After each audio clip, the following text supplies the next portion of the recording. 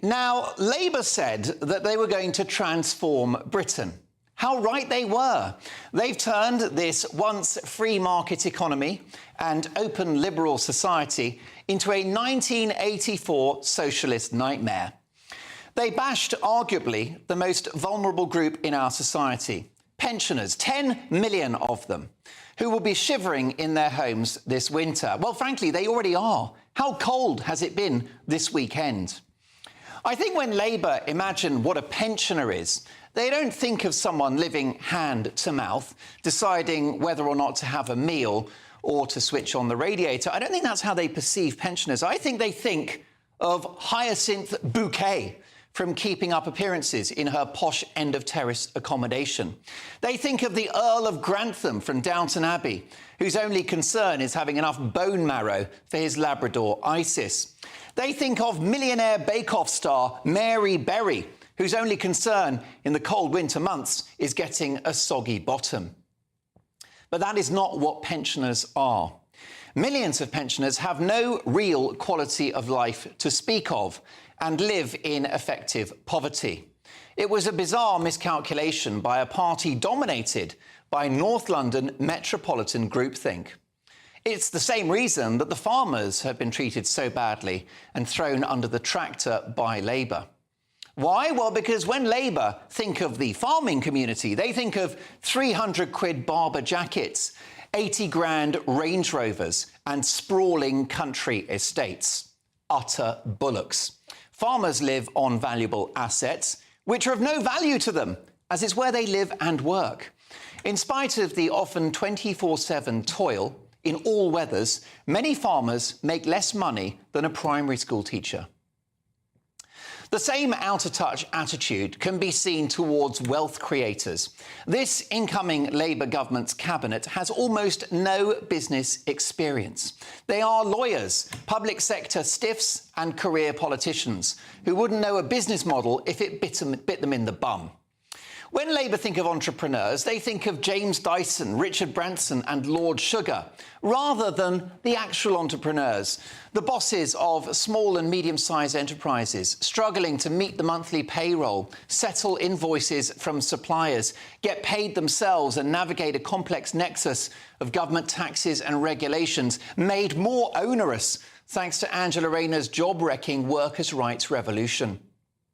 The national insurance raid on business, which the IFS have said will be paid for by lower wages, less recruitment, less investment and sackings, comes from the same mentality as an assault on private schools, which will see lower income families priced out of the sector, already adding to the burden of oversubscribed state schools.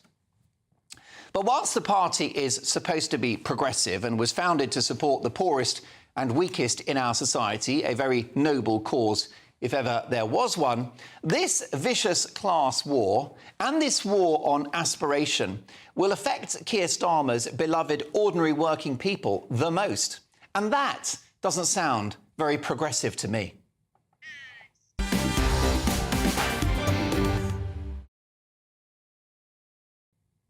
Your reaction, gbnews.com/your say. First up, the head of communications at the Popular Conservatives, Annunciata Rees-Mogg, former top Labour Party advisor, the brilliant Paul Richards, and we have a Lord in the House, so everyone behave, former advisor to Boris Johnson, political commentator, Keir Ranger. Keir, good to see you. Let's start with you on this one. I believe it's class warfare, which actually hurts the poorest most. It is sad to see what's playing out at the moment, and we can call it class warfare, but what we do see is a muddled vision for where Britain is going to be going. And I think that's the problem that most voters are finding, even those who voted for Labour, because you hear Labour voters saying, I'm unclear where the leadership, where the Prime Minister, where the party's set of policies is taking Britain. Yes, we can call out the class war elements of it, because, yes, well, you wouldn't call pensioners a class war policy, would you? You wouldn't call farmers... No, but I think Labour see pensioners as Hyacinth Bouquet in their sort of end of terrace semi. And I think that's part of the problem that and I think they think all the farmers are Jeremy Clarkson. Well, I think that's part of the problem that you were highlighting, that there feels to be a stereotypical approach to the people that they are governing. They seem to have these set views, and maybe that's inexperience. I think you were highlighting that from a business perspective. There does seem to be a lack of depth in terms of political capability within this Labour Party. Most of the people in that government have been there since Jeremy Corbyn was leader of the Labour Party. So there's a real set view that they have from a political perspective. And we are seeing that view played out through drip feeding of policies that are coming out, which was the sort of... Actually, the real issue was the budget. The budget was the one that everybody held their breath and said, OK, we can see these individual actions happening, but surely there's a plan for the economy.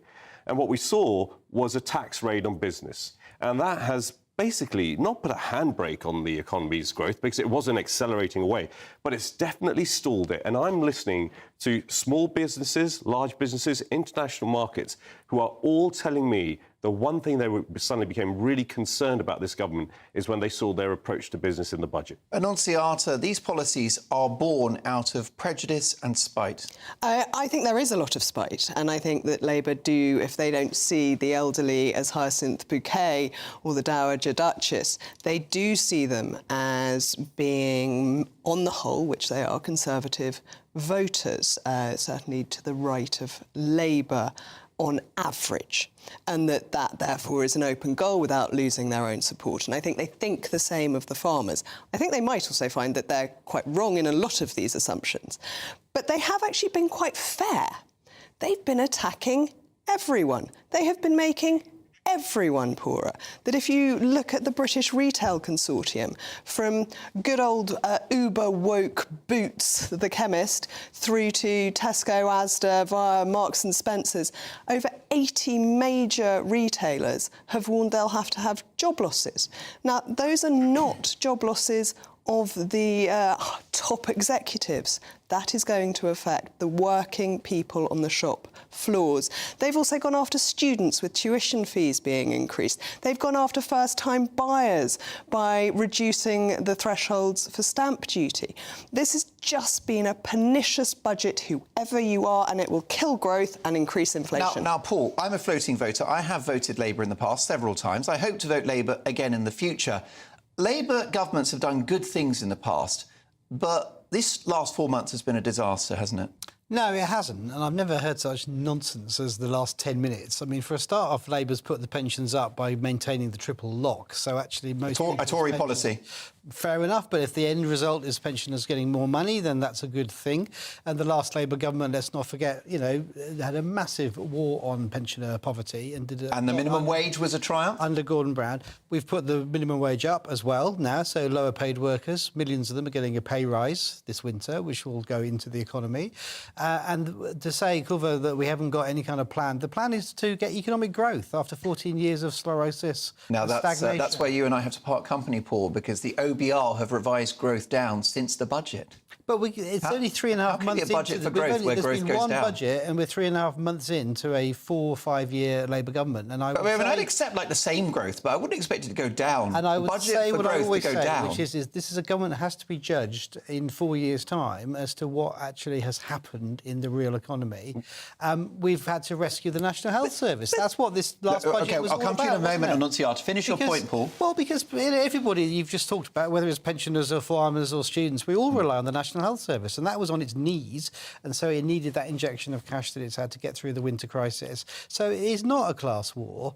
I think that's a... I mean, what about the farmers' policy? I mean, that would be a straight U-turn. Don't you think they should just drop that inheritance tax rate altogether on farmers? I saw some figures today suggesting that a third of those estates that might come into this are rich people have just invested in land. Here we go. More gaslighting. Paul, if it was only rich hedge funds that were benefiting... I said a third of them. Right, but if it was rich hedge funds... number is people dodging the tax. It's funny I should talk about hedge funds and farming, but anyhow, it's a different kind of hedge, isn't it? The issue is that these so-called millionaires who are using farming as a tax loophole... Like Clarkson. Why Why is Why did there- 14,000 farmers protest on Tuesday of last week? Well, the same reason they came out against fox hunting and saying the people doing the fuel protests, they don't like Labour governments, that's why. Wait a minute, this is a very trivial response to a lot of farmers who are deeply concerned about this tax raid. They think they're going to lose the farm altogether.